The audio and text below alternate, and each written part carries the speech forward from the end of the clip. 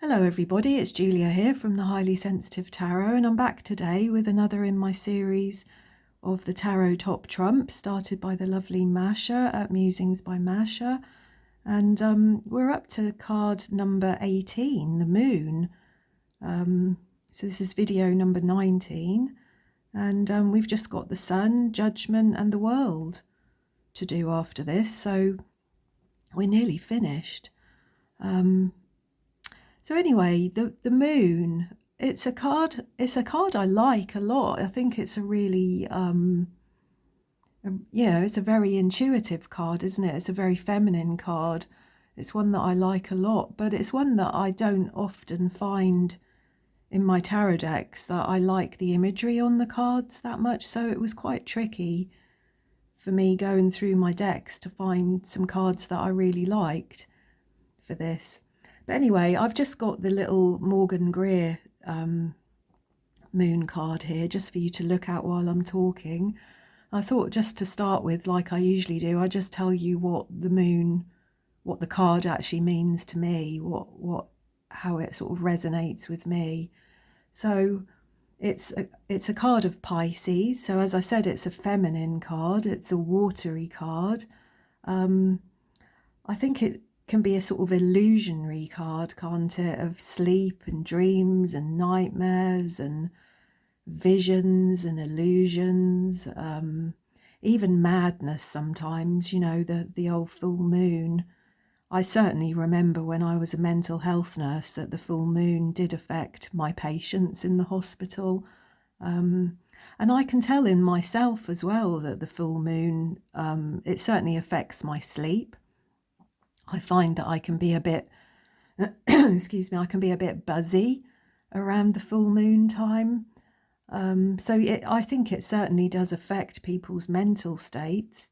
But yeah, I think in readings, this card can sometimes sort of warn of hidden tricks or falsehoods.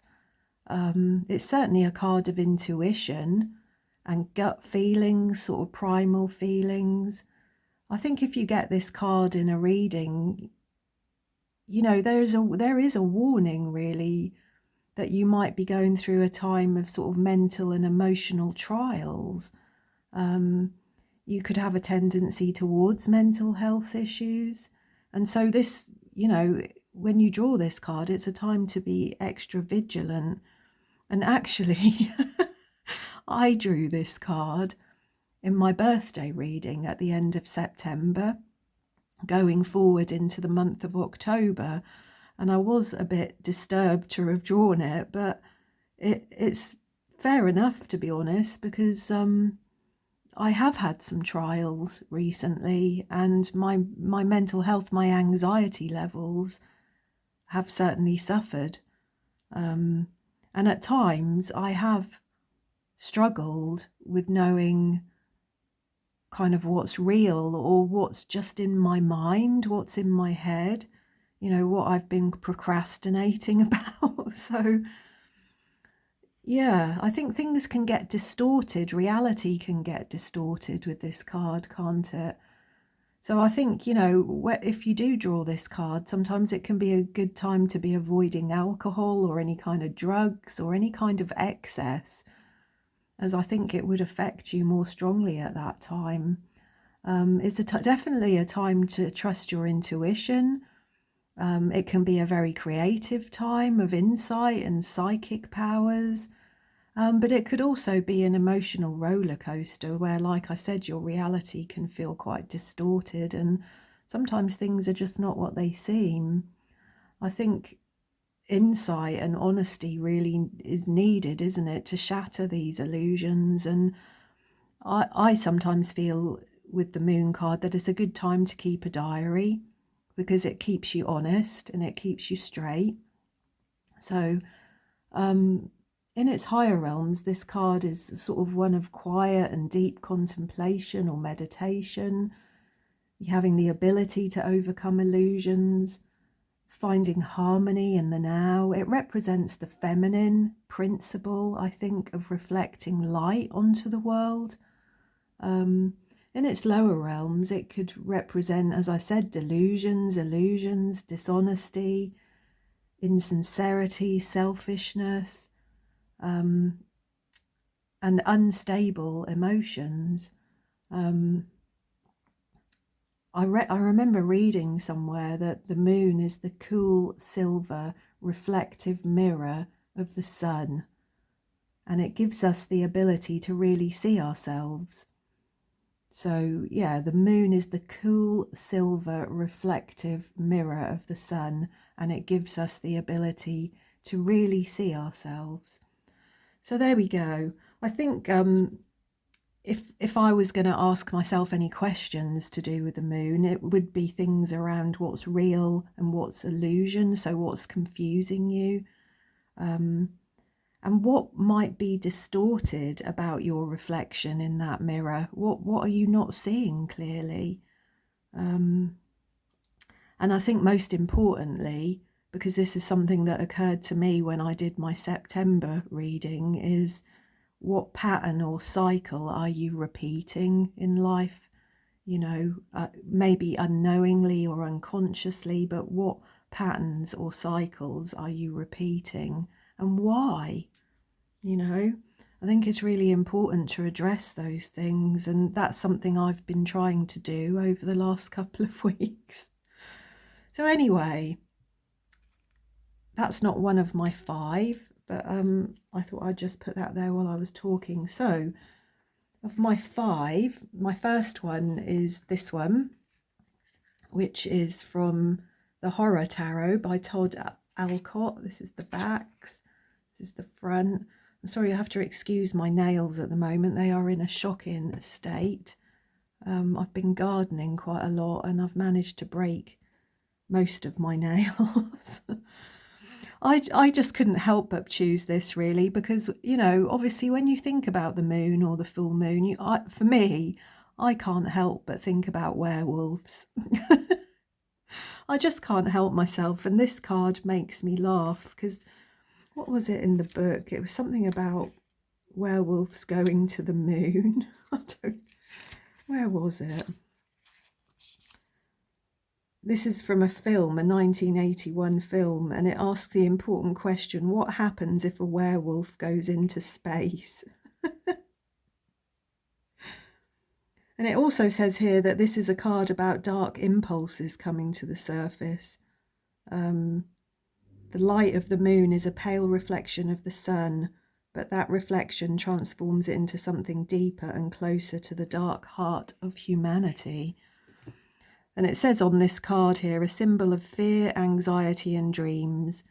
The moon lights your path to a higher understanding, but the light is weak, a pale reflection of the sun. Dark things come to the surface under the light of the moon, like a crustacean emerging from the bottom of a pond, like we see here, don't we, in the Rider-Waite-Smith tarot decks. So yeah, that's my first one, and it's from the Horror Tarot. So I'll put that up there. On a similar theme, my second card is this one, which is from the Haunted House Tarot. This one by Sasha Graham, which is a really cool little deck. And this one, really, I chose for no other reason than I just love the romance of it, really. I mean, it's a really cool deck, isn't it? The Haunted House Tarot. And this card just has a feeling of romance to it, that she's being drawn to something more powerful, bigger than herself. And it's like she has no choice, like she's just being propelled forwards in a sort of mysterious fashion, but she has no control over what she does next or where she's headed. It's like the moon is just pulling her and pulling her forwards and onwards. And like I said, I find that quite romantic. I don't know why. There's a romance about that card for me. So there's that one. My third card is from my very beautiful Pensive Path Tarot by Reese Marin. And this is the backs and this is the front. I hope you can see that there. It's quite a dark card. I just love that. I've picked this only just because of the way that this image has been painted, the light, the moon sort of coming through the dapple of the trees. There's snow on the ground. You can see the moon reflected in the water. And somebody's just stood there very peacefully. And I think this is the more sort of positive, higher realm side of the moon energy, that sort of quiet and deep contemplation and meditation and awareness of your environment. It's peaceful, isn't it? This card has a really peaceful, quiet, gentle feel to it.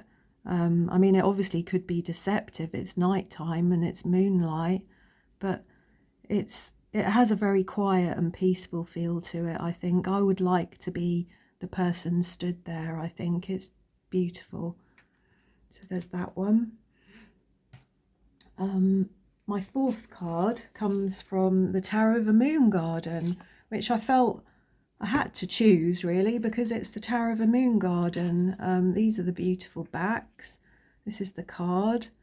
I shall read you a little bit from the book of this actually, because I bought this deck last year and I was so excited to get it. It was one I'd had my eye on for a long time and it took ages to come out in the UK.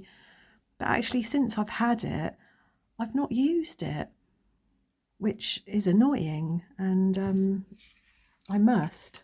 At some point, I really must. It's a beautiful little deck, really cute. But I really like it. This is called the Rendering. It says 2 faces, one dark, one light, peer out into the night, waxing dark to light and waning back.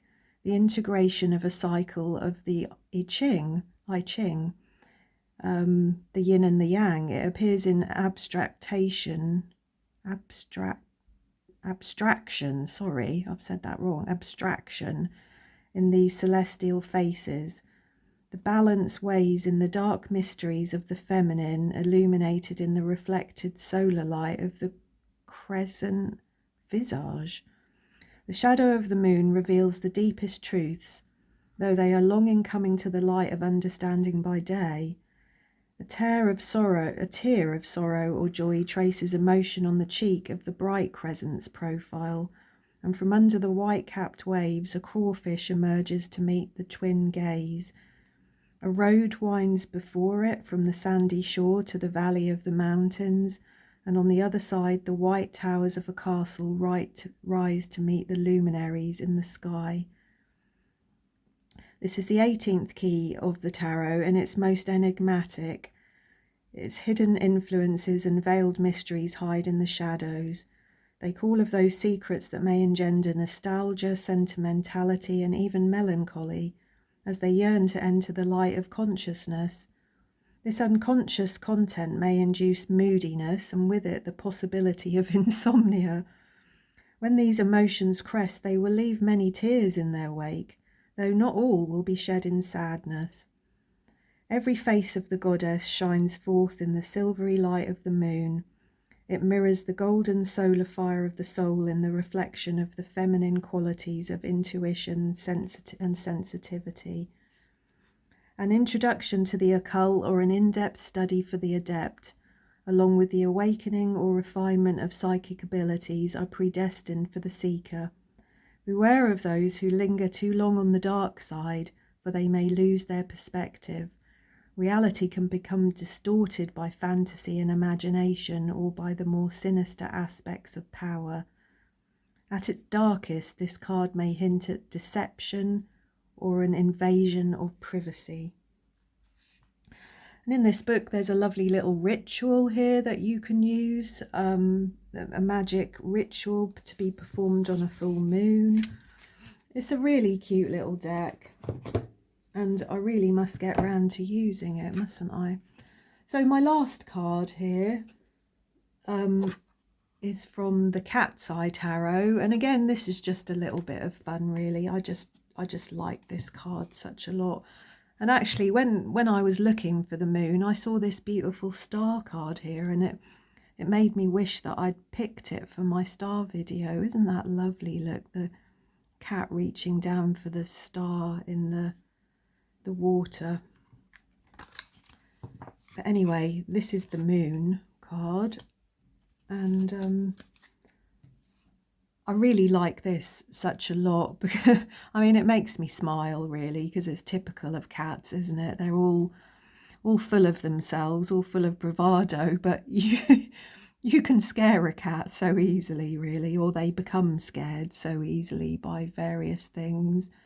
And this cat on a full moon has climbed up a tree and scared itself, really, because there's something in the tree, there's something in the hole there.